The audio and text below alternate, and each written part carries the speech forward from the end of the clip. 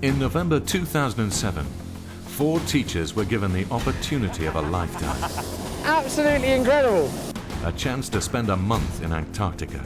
You get up out of your tent in the morning and you've just got this amazing view, beautiful sunshine, mountain range in the background, pretty much white for as far as you can see. They explored the science. It's one of the first ever lichens collected at the Henderson Glacier. And discovered themselves. At the moment, I'm sort of a bit fed up. There are several things about life in Antarctica which really get on your nerves.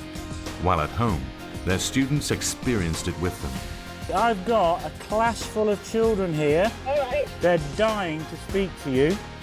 This is the story of how they got there and what they brought back for the benefit of themselves and their students.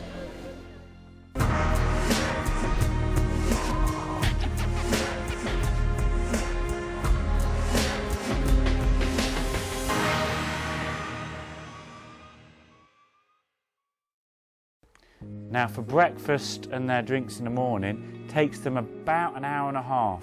Just as important as the blogs is continued involvement with schools by the expedition organisers, who keep the trip fresh in the minds of students. How cool is that? That's ringing. Hello? Ruth! Steve, hi there. Hey, I've got a class full of... And with the help of modern technology, bring the experience into the classroom. Hi, Rhiannon. Do you think that lots of people should go to Antarctica, or should it be left alone and kept as it is? I think, it's a fantastic opportunity to come to Antarctica and see what it's like. Obviously, we've got to be really careful about any impact that we're having, so we're making sure that we're collecting all our litter. We're even collecting when we go to the toilet, we're collecting our poos, and we've got to bring that back. And you might think that's a bit disgusting, but I think it was really reassuring to just hear different voices, and particularly, I suppose, to hear voices of young people and sort of students as well. I found that was sort of quite a big motivating factor, and it sort of lifted my spirits quite a lot. So I thought it was a really important part of the expedition. However, despite being able to contact schools, they aren't allowed direct contact with their loved ones. If they were to discover bad news from home, and with little chance of returning immediately, their frustrations could place the whole expedition in jeopardy. But this isn't easy on the families back home. Amy's mum hasn't shared her daughter's excitement about going, but at least the blogs have eased her anxieties. She's not out of my head at all.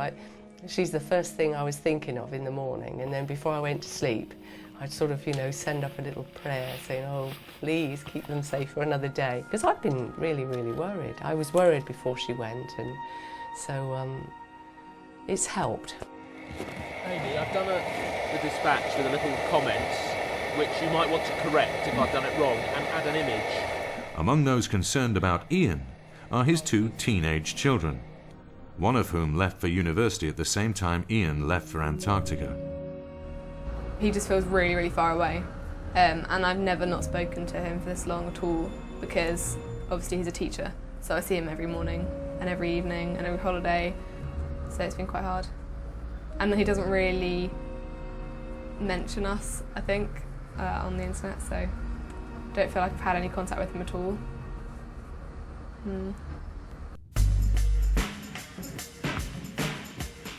With their short travels around the Patriot Hills base camp unsuccessful in generating results for their projects, it's time to up the ante and put their by now considerable experience to the test.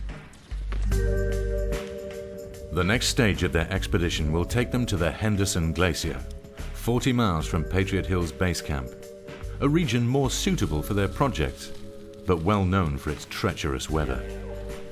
The unanimous response was yes. Yes, bring it on. We have got 23 days out there though, which is quite a long time really. And I suspect people's emotions will do various ups and downs as we go through the next 3 weeks. Even as they get ready to fly out, Amy's emotions run high. I'm getting quite worried about this now. It's been very nice here this last day, and it's been a nice bit of luxury, and just remembering again, it's going to be pretty hard, I think, over the next few weeks. Never mind. Not much I can do about that now. And she's got good reason not to look forward to it. They could be experiencing minus 30, minus 35, minus 40. There's no wildlife, there's no humans. They've been totally on their own for the best part of 3 weeks. In the middle of nowhere.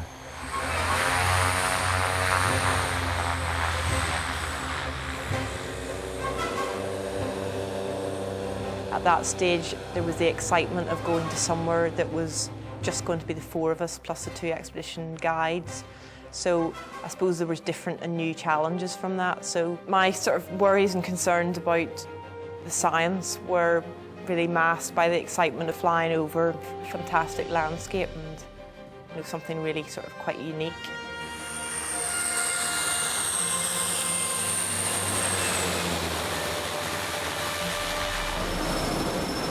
Probably the most amazing flight I've ever been on. I'm not too worried at this stage. Now seeing it is absolutely beautiful.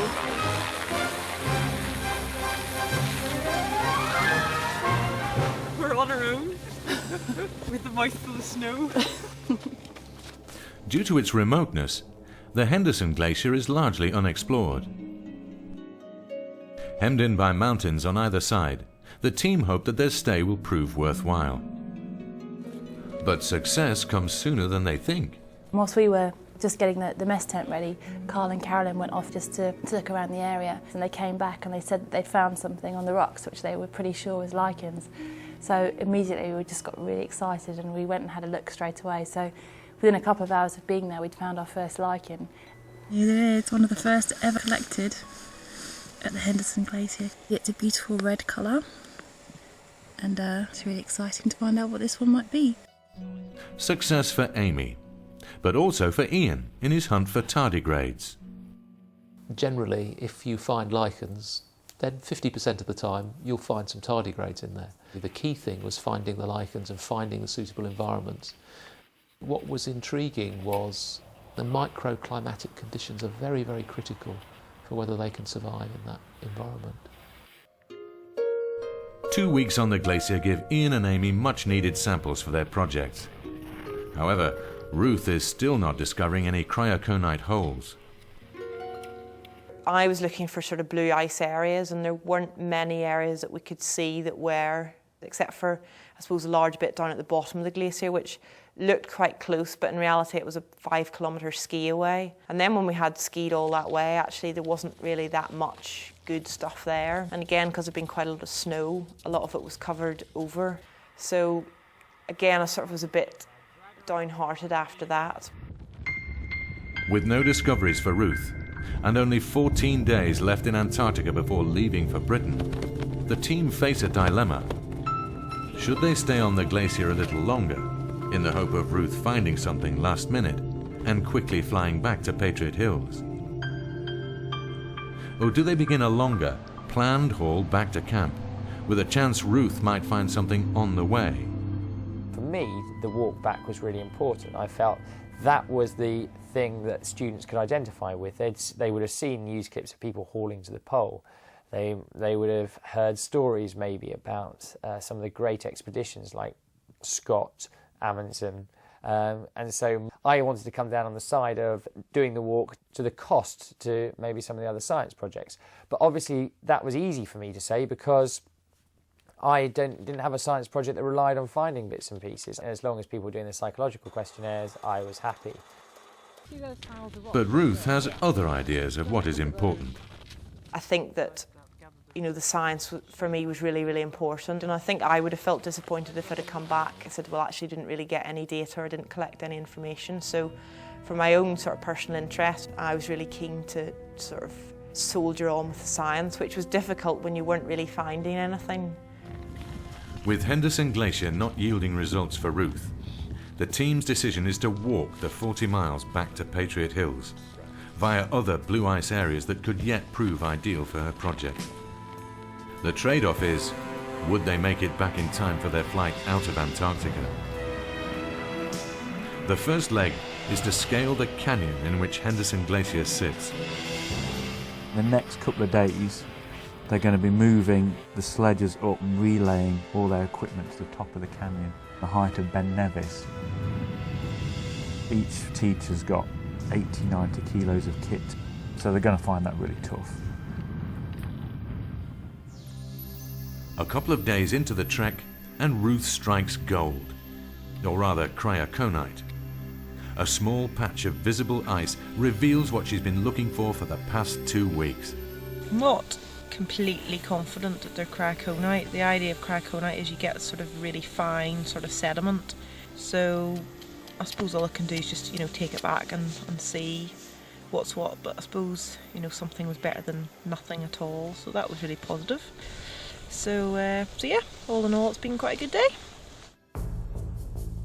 With a measure of success for the teachers, they still have a 40-mile haul back to Patriot Hills before flying out of Antarctica. 4 days to think back upon their time on the continent. I'm still struggling to think of the best way to describe it, because even using pictures or video, I don't think it's easy to get across how absolutely amazing Antarctica is. Just like a different planet, just the space that you have here, the cleanness, the purity. It's just absolutely unique, and I am worried about how I'm going to get that across to people when I get back. But I do feel very, very passionately, now that I've been here, now that I've seen it, that it is a place that all of us need to think about and need to try and do our utmost to make sure that it remains in this pristine state in which it is.